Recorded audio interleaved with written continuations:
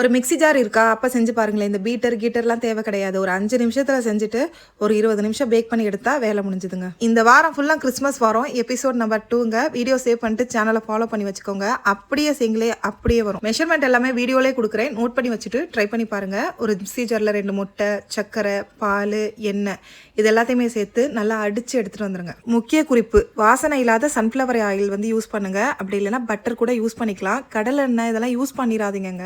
பண்ணிட்டு என்கிட்ட கேட்குறீங்க என்ன இப்படி ஆயிடுச்சு அப்படின்னு. அடுத்து ஒரு ஜல்லடையில் மைதா, கொக்கோ பவுடர், பேக்கிங் பவுடர், லைட்டாக பேக்கிங் சோடா இதெல்லாத்தையும் போட்டு ஜலிச்சு எல்லாத்தையுமே கொஞ்சம் கொஞ்சமாக மிக்ஸ் பண்ணி எடுத்துக்கோங்க. கடைசியாக வந்து சாக்லேட் எசன்ஸும் வெனிலா எசன்ஸும் சேர்த்துக்கிறேன். சாக்லேட் எசன்ஸ் இல்லைனாலும் பரவாயில்ல, வெனிலாவே போதுங்க. 180 டிகிரி செல்சியஸில் அவனை 10 மினிட்ஸ் ப்ரீ ஹீட் பண்ணிவிட்டு 25 to 30 மினிட்ஸ் பேக் பண்ணி எடுத்துக்கோங்க.